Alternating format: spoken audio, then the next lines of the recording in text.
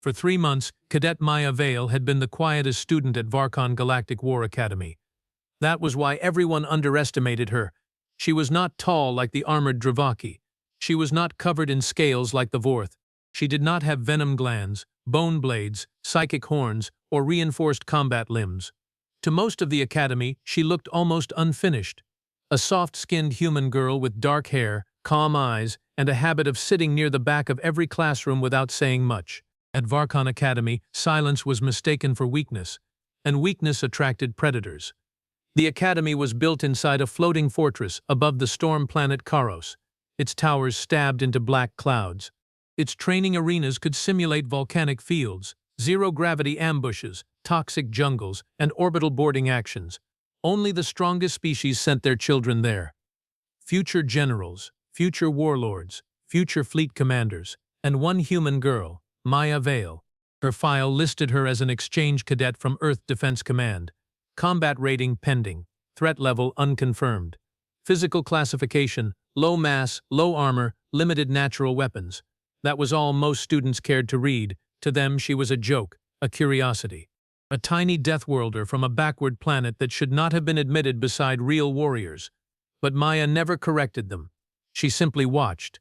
She watched how the Dravaki lowered their shoulders before charging.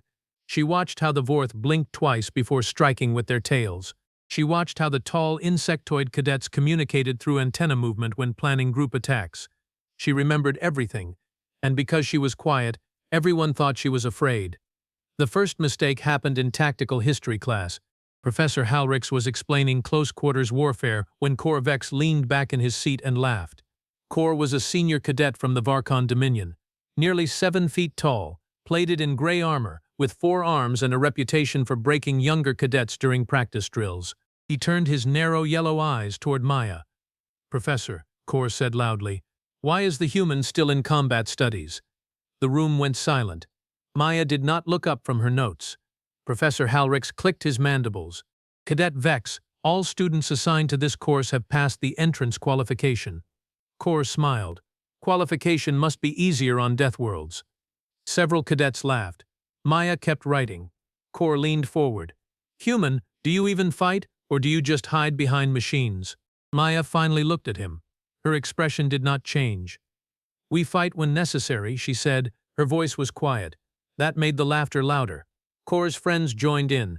There were 8 of them in total. Korr Vex, the leader; Drowl, the heavy bruiser; Senik, fast and cruel; Vora, who loved recording humiliation clips; Tal and Rusk, twin brothers from a predator species; Mekrin, a scaled cadet with a shock baton; and Istrix, the quiet one who always stood near exits. They were seniors. They were strong. They were used to fear, and Maya gave them none. That offended them more than anything. After class, as students poured into the main corridor, Korr blocked Maya's path. His shadow covered her completely. "You should learn respect," he said. Maya looked past him. "You are standing in the walkway." His smile faded. The surrounding cadets slowed down, sensing entertainment. Korr lowered his head until his face was inches from hers. "You think calm makes you strong?" Maya closed her notebook. "No," she said, "training does." For 1 second, nobody laughed. Then Korr stepped aside, but his eyes followed her all the way down the corridor. That evening, the academy entered a quiet cycle. The lights dimmed from white to soft blue. Combat halls locked for maintenance. Instructors retreated to upper command levels. Most cadets returned to dormitory towers. Maya stayed in the East Library. She sat alone under a glowing data arch, reviewing security maps and maintenance schedules. A small cup of bitter academy tea steamed beside her hand. At 22:13, the library doors opened. 8 shadows entered. Maya did not turn around. Korr's voice echoed between the shelves. "Studying late, human?" Maya tapped one finger on the table, closing the map on her screen. "Yes." Vora raised a recording lens. "This will be funny." Maya stood slowly and collected her notebook. Korr moved in front of the exit. Drowl and Mekrin blocked the side aisles. The twins spread out behind her. Istrix stayed near the control panel. A perfect trap. At least that was what they thought. Korr flexed 2 of his 4 hands. "You embarrassed me today." Maya looked at him calmly. "You did that yourself." Drowl growled. Vora laughed nervously. She still talks. Korr's face hardened. We are going to teach you how senior cadets handle disrespect. Maya glanced at the security lens in the corner. It was dark, disabled. Then she looked at Istrix by the panel. You turned off the cameras, she said. Korr smiled. Smart little human. Maya sighed. It was not fear, it was a disappointment. You should not have done that. For the first time, Istrix shifted uncomfortably. Korr stepped closer. Walk. They forced her out of the library and down the east corridor. The academy after hours felt different. During the day, Varkhon was loud with marching feet, shouted orders, and the roar of engines from flight decks. At night, it became a sleeping beast of steel and glass. Red moons glowed through high windows. Distant storm lightning flashed below the floating fortress. Maya walked in the center of the group. 8 senior cadets surrounded her. None of them noticed that she was counting doors. 1, 2, 3. They passed medical storage. They passed the 7th gravity training chamber. They passed the old tactical wing. Korr shoved open a side door and led them into a narrow training corridor marked Section 9C, closed for system recalibration. Maya stopped just before entering. Korr looked back. Scared?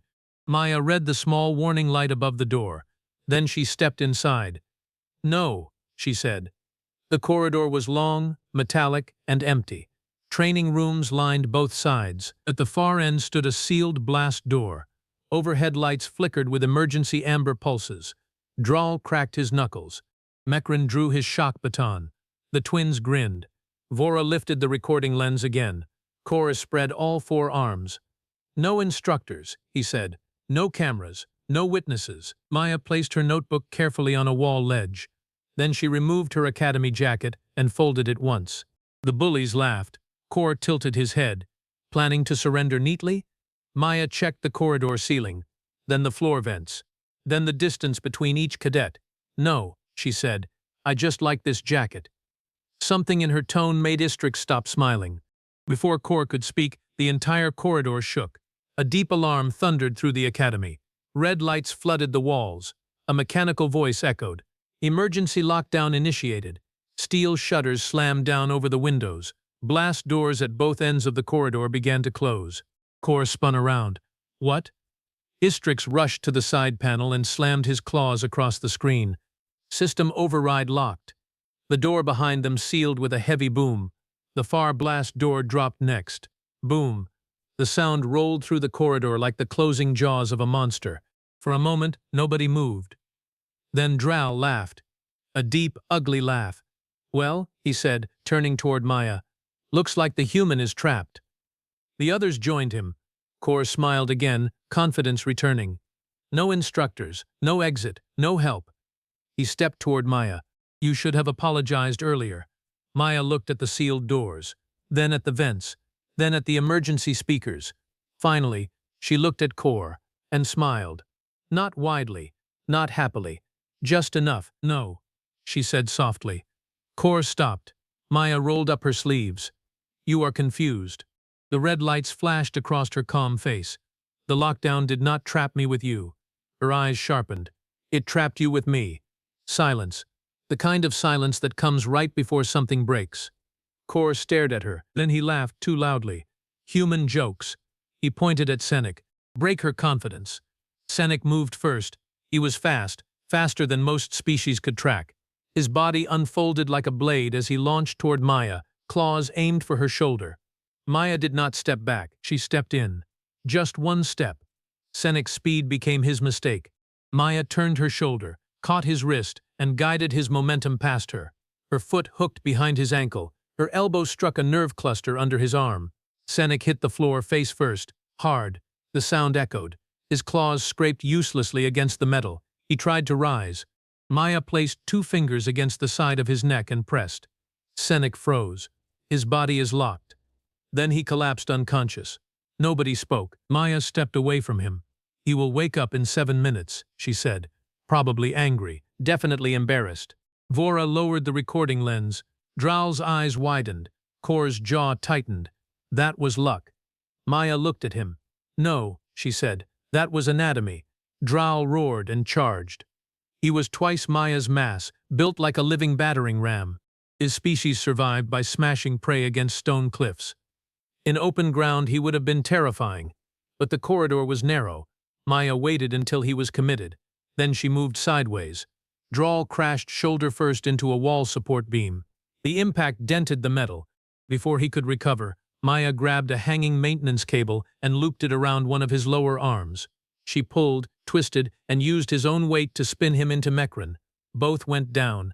Mekran's shock baton skittered across the floor. Maya kicked it under a sealed door, out of reach. Drawl groaned. Mekran hissed in pain. Maya did not look excited. She looked efficient. That frightened them more. In the Academy command tower, Instructor Rahl was halfway through reviewing training scores when the lockdown alert appeared across his screen. Section 9 SEALAD. Unauthorized student presence detected. He frowned. Why is anyone in 9C? A junior technician opened the security feed. The screen flickered. At first it showed only a red emergency light and 8 senior cadets surrounding one human girl. Instructor Rahl stood up so fast his chair fell backward. Get security teams down there now. Another instructor looked at the screen and cursed. That is Korr Vex's group. Rahl's face hardened. They finally went too far. Then Senik hit the floor. Then Drawl crashed into the wall. Then Mekran went down. The room became silent. The junior technician whispered, Sir, should we be worried for the human? Instructor Rahl did not answer. On screen, Maya Vale calmly picked up her folded jacket and moved it farther from the fight so it would not get dirty. Rahl stared. No, he said slowly. I think we may need to worry about them. Back in the sealed corridor, Korr's confidence was cracking. 3 of his 8 were already down or struggling. The twins, Tail and Rusk, spread apart and lowered their bodies. They were hunters. They knew how to attack together. One from the front, one from behind. Maya saw it instantly. She backed toward the wall, removing the angle behind her. The twins hissed. Tal lunged high. Rusk swept low. Maya jumped onto the wall support, kicked off, and drove her knee into Tal's chest. She landed as Rusk's sweep passed under her, caught his collar ridge, and slammed him into his brother. Their skulls knocked together with a dull crack. Both dropped. Not dead, not broken beyond repair, just finished. Vora made a small choking sound. His recording lens trembled in his hand. Maya looked at it. Still recording? Vora slowly nodded. Good, Maya said. Korr snarled. Enough. He grabbed a broken piece of wall plating and lifted it like a shield. Estrix moved behind him, eyes flicking toward the ceiling vents. Maya noticed. Of course, she noticed. Estrix was not brave, he was practical. He was searching for a way out. There was none. The lockdown was Academy grade, designed to contain failed experiments, rogue combat drones, and escaped apex organisms from the biological warfare class. It could withstand plasma cutters for 8 minutes. Maya had checked. Korr advanced. You think dropping my friends makes you dangerous? Maya glanced at the fallen seniors. No. Then what does? Maya looked up at the emergency speaker. When the system realizes what I am. Korr hesitated. In the command tower, Instructor Rahl had already pulled up Maya Vale's student file. Most of it was normal. Age, 19. Origin, Earth. Program, Exchange Cadet. Specialization, Tactical Survival. Then he saw the locked section at the bottom. Restricted, Human Defense Command only. Rahl entered his instructor clearance. Denied. He entered the Academy Command clearance. Denied. His face changed. Why does a first-year cadet have a military black file? The headmaster entered the room then. Commandant Serac was old, scarred, and feared by half the civilized galaxy.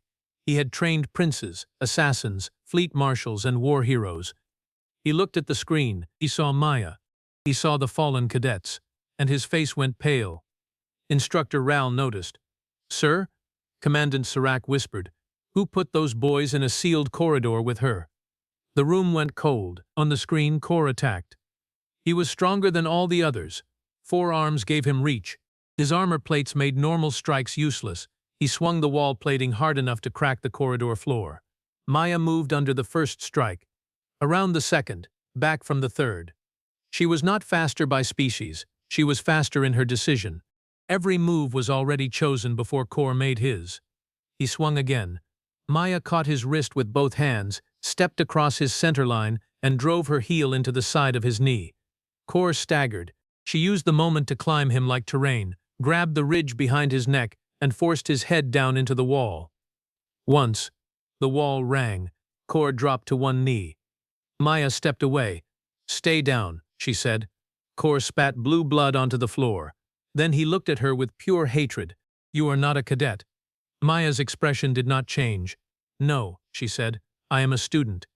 Istrix finally panicked. He jumped for the ceiling vent, claws digging into the panel. Maya threw a small metal clip from her jacket. It struck the emergency sensor beside him. The vent electrified. Istrix yelped and fell flat on his back. Maya looked at him. "Lockdown vents are live. You would know that if you studied." Vora dropped the recording lens. It clattered across the floor. Now only Korr remained standing. Barely. In the command tower, Commandant Sarek activated an encrypted channel. A human emblem appeared on screen. "Earth Defense Command," a voice answered. "This is Colonel Hayes." Sarek did not waste time. "We have Cadet Maya Vale sealed in Section 9C with 8 hostile senior cadets." There was a pause. Then the human colonel said, "Are the seniors armed?" Sarek glanced at the screen. One had a shock baton, improvised weapons now. Another pause. Then Colonel Hayes sighed. "Evacuate adjacent corridors." Instructor Rahl blinked. "Evacuate. The threat is contained." Colonel Hayes replied coldly.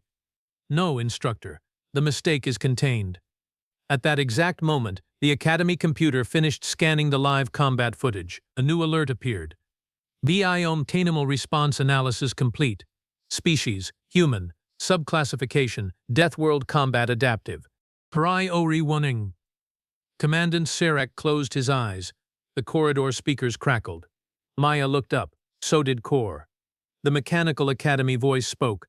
"Combat containment protocol activated." The red lights shifted to deep violet. Steel plates reinforced the walls. The floor locked magnetically. Then the voice continued. "Human threat level upgraded." Korr stared at Maya. For the first time, real fear entered his eyes. The speaker finished. "Threat level, Omega." Maya slowly turned back toward him, and in the violet emergency light, the quiet human girl smiled. The violet emergency lights painted the corridor in strange shadows. No one moved. Not Korr, not Vora, not Istrix, not even the unconscious cadets were scattered across the floor. The Academy computer had spoken. Threat level, Omega. For most students, that classification meant nothing. For Commandant Sarek, it meant everything. Inside the command tower, silence gripped the room. Instructor Rahl looked at the Academy commander. "Sir, what exactly is Omega?" Sarek never took his eyes off the screen. It is a designation used when a subject demonstrates capabilities beyond standard military prediction models. The room became even quieter. A junior technician swallowed. "You mean dangerous?" Sarek nodded slowly. "No." The technician looked confused. Sarek continued. "Dangerous is a war beast. Igil, dangerous is a combat drone. Dangerous is an orbital bombardment platform." He pointed toward Maya on the screen. "Omega means the system cannot reliably calculate the outcome." Nobody spoke after that. Back inside the sealed corridor, Korr's breathing had become heavier. For the first time in years, he was afraid. Not because he was losing, because he did not understand what he was facing. Maya calmly adjusted the sleeve of her academy uniform. Around her, the corridor looked like a battlefield. Dented walls, broken panels, scattered equipment. 8 senior cadets reduced to confusion. Yet Maya herself appeared untouched. No bruises, no cuts, no sign of effort. Korr clenched his fists. "You planned this." Maya shook her head. "No." "Then why are you smiling?" For a moment she seemed genuinely surprised by the question. Then she answered, "Because this is still easier than training." That answer terrified him more than any threat. In the command center, Colonel Hayes remained connected through the secure communication channel. Instructor Rahl finally asked the question everyone wanted answered. "Who is Maya Vale?" The human colonel folded his hands. "Officially, an exchange student." Rahl frowned. "And unofficially?" The colonel sighed. "Cadet Maya Vale completed Human Defense Command Survival Certification at 16. Several instructors froze. The colonel continued. She completed predator evasion training on Earth, urban combat simulation, low-gravity combat, high-gravity combat, zero-visibility combat, multi-opponent combat. Every sentence made the room quieter. Then came the worst part. Her final examination required surviving 72 hours while being hunted by military instructors. Someone dropped a data tablet. The sound echoed through the room. Commandant Sirac rubbed his forehead. Why send someone like that here? The colonel smiled slightly. To learn diplomacy. Nobody laughed. Back in Corridor 9C, Korr finally made his decision. Fear was unacceptable. Retreat was impossible. Only one option remained. Fight. He looked toward the remaining conscious seniors, Vora, Istrix, Mekran, and Dral. All of them were wounded. All of them were frightened. Yet all of them are still standing. Korr raised one arm. We attacked together. Nobody moved. His voice hardened. Now, the 4 seniors charged. Different species, different strengths, different attack angles. A coordinated assault. Exactly the type of attack most cadets could never survive. Maya watched them approach. Then she spoke. You still do not understand, Korr roared. Understand what? Maya stepped forward. The difference between humans and warriors like you. Dral swung first. Maya slipped aside. His fist hit empty air. Mekran lunged. She redirected him to Dral. Both stumbled. Korr attacked from the side. She avoided him by centimeters. Every movement looked effortless. Not because it was, because she had already predicted it. Humans were not stronger. Humans were not faster. Humans survived because they adapted. Every mistake became information. Every failure became experience. Every threat became a lesson. That was the real secret of Earth. Not strength, adaptation. Maya moved through the attackers like flowing water. Never stopping, never rushing, always exactly where she needed to be. Korr finally realized the horrifying truth. She was fighting all 4 of them at once, and she was controlling the pace of the battle. His confidence was shattered. Maya caught his wrist, twisted, redirected, and sent him crashing into a wall. The impact shook the corridor. Dral charged again. She stepped aside. His own momentum carried him into a reinforced support column. The column won. Vora tried to run. Maya blocked his path without even looking at him. Istrix attempted another escape route. Again, it failed. Within seconds, the fight was over. Not because Maya was invincible, because the outcome had been decided long before the first punch. The seniors had entered the corridor believing strength alone was enough. Humans knew better. The entire academy was now watching. Emergency systems had automatically connected security feeds across the campus, classrooms, dormitories, training halls, cafeterias. Thousands of cadets stared at the live broadcast. The same human girl they had ignored for months stood calmly inside a corridor filled with defeated seniors. Nobody was laughing anymore. A young Vorth cadet whispered, "How many did she fight?" 8. The answer spread through the academy like wildfire. 8 seniors, 1 human. The numbers sounded impossible, yet everyone was watching it happen. Back in the command center, Colonel Hayes continued his explanation. You believe humans are dangerous because of violence. The instructors listened carefully. The colonel shook his head. That is incorrect. A display behind him activated. Images of Earth appeared. Oceans, mountains, deserts, storms, frozen wastelands, predators, natural disasters, volcanoes, earthquakes, hurricanes. Humans evolved on this. The room remained silent. The colonel pointed at the images. Every environment tried to kill us. Every season tried to kill us. Every predator tried to kill us. We survived anyway. The display changed. Human cities appeared. Space stations, research centers, starships. Colonel Hayes smiled. When survival becomes normal. The image shifted to Maya standing calmly in the corridor. Fear becomes optional. Nobody forgot that sentence. Back inside Section 9C, Korr finally pushed himself off the floor. His armor was damaged. His pride was destroyed. His friends were defeated. Yet he forced himself to stand. Maya watched him quietly. Why? She asked. Korr looked confused. What? Why target me? For several seconds he said nothing. Then the truth emerged. Because you looked weak. The corridor became silent. Maya nodded slowly. As expected. Korr lowered his head. For the first time all night, there was no arrogance left.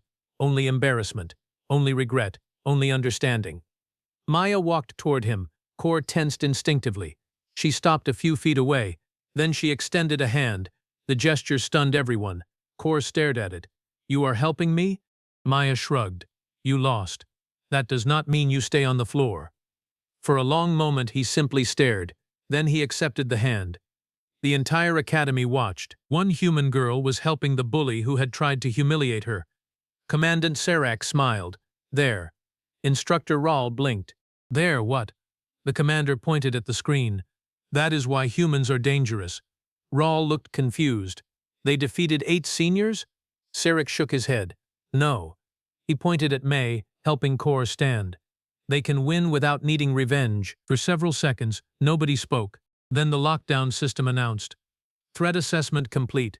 Hostile activity terminated. Omega containment protocol ending. The violet lights faded. Normal illumination returned. A deep mechanical rumble echoed through the corridor. Massive blast doors slowly opened. Fresh air flowed inside. The lockdown was over. Security teams rushed toward the corridor. Medical personnel followed. Students gathered behind safety barriers. Everyone wanted to see the human, the famous human, the terrifying human, the impossible human. Instead, they found Maya calmly collecting her notebook. Her jacket remained perfectly folded.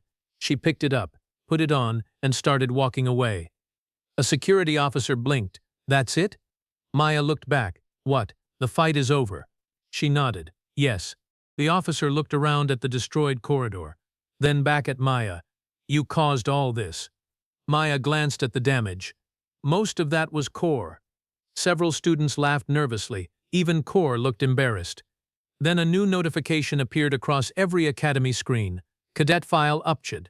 Maya Vale. Species. Human. Combat classification. Death World Adaptive Specialist. Threat status. Omega certified. Academy-wide silence followed. No student had ever received that classification. Not even graduating champions. Not even elite cadets. Maya read the message. Then sighed. "Great." A nearby student blinked. "Great?" Maya nodded. "Now everyone will be weird." The student laughed. Then another laughed. Soon dozens were laughing. Not at her. With her. For the first time since arriving at Varkhon Academy, Maya Vale was no longer the strange human exchange student. She was simply Maya, the human who faced 8 bullies, the human who survived impossible training, the human who earned respect without demanding it. High above the academy, storm clouds rolled across the night sky. Lightning illuminated the floating fortress, and somewhere in the command tower, Commandant Serac approved a new academy policy. A policy inspired by one very quiet human girl. The notice would appear on every student terminal by morning. It contained only one sentence: never judge a warrior by appearance. And at Varkhon Academy, nobody ever made that mistake again. The end.